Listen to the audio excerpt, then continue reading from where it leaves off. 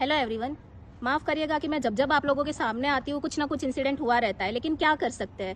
ये ऐसे इश्यूज़ है कि अगर मैंने इस पर बात नहीं करी तो पता नहीं क्यों इस पे ना कोई न्यूज़ मीडिया इस पे बात कर रही है।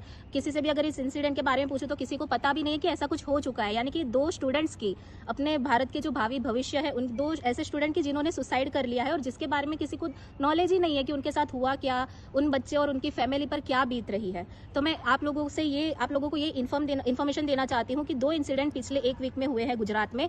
सबसे पहला तो एक 11th साइंस की स्टूडेंट की जो गर्ल्स हॉस्टल में रह रही थी, उसने सुसाइड करा है। और दूसरा एक रतन मेघवाल करके जो स्टूडेंट है, एमबीबीएस का फाइनल ईयर स्टूडेंट, की जिसने भी सुसाइड कर लिया है। उसने अपने 17 पेजेस की सुसाइड नोट भी छोड़ी है।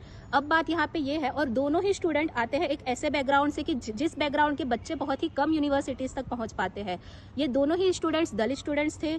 अब दोनों में क्या इश्यूज थे, कौन सी ऐसी सिचुएशन आ गई कि कौन से ऐसे उनके मेंटल फिजिकल उनको जो हैरेसमेंट हुआ था कि उनको सुसाइड करना पड़ा। एक तो इतने स्ट्रांग बच्चे की जो रतन मेघवाल थे, वो एमबीबीएस एम्स राजकोट से पढ़ाई कर रहे थे। तो आप सोच सकते हैं कि कितने इंटेलिजेंस होने के बावजूद भी उनको क्या ऐसी तो चीज़ें आ रही है, स्टूडेंट्स को ऐसा तो क्या इश्यूज आ रहा है कि उनको सुसाइड तक जाना पड़ रहा है, और जिसके बारे में हम लोग ना ही इस पे कोई रिसर्च कर रहे हैं, ना ही कोई इस मुद्दे पे बात कर रहा है। फिर लोग कहेंगे कि पिछड़े और दलित वर्ग के बच्चे आगे पोजीशन पे तो आ गए हैं, तो इनके लिए क्या ही रिजर्वेशन, क्या ही यूजीसी गाइडलाइन।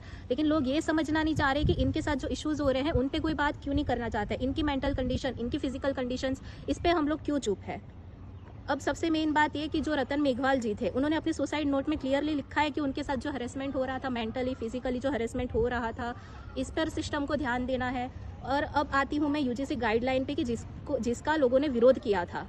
अब ये मेरा तो ये मानना है सीधी तरह से कि यूजीसी गाइडलाइन का उन्हीं स्टूडेंट्स ने विरोध किया था कि जो ये सिस्टम बनाए रखना चाहते हैं, जो इन बच्चों को प्रताड़ित करते रहना चाहते हैं। और वही बच्चे जिन्होंने, और जो यूजीसी के सपोर्ट में थे, वो वैसे बच्चे कि जो जानते हैं कि आए दिन यूनिवर्सिटीज़ कैंपस में इनके साथ क्या हो रहा है, इन पर क्या इनको हर रोज़ कुछ ना कुछ इश्यूज़ का सामना करना पड़ रहा है।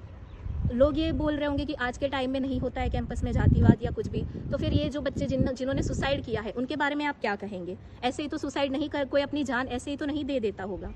तो ये बहुत ही अहम मुद्दे हैं कि जिन पे हमें बात करने की ज़रूरत है। अगर गाइडलाइन में ये मेंशन है कि कोई अगर ये कर रहा है तो उनके लिए उनको क्या सज़ा मिलनी चाहिए, तो गाइडलाइन गलत कहाँ से है। अगर गाइडलाइन में ये मेंशन है कि इनकी मेंटल कंडीशन पे ध्यान देना है, इनकी मेंटल कंडीशन के लिए ये कमेटी फॉर्म होनी चाहिए कि जो इनकी मेंटल कंडीशन पे ध्यान दे, तो इसमें क्या गलत है। इसका विरोध करने का मुझे कुछ रीज़न नहीं दिखाई दे पड़ता है।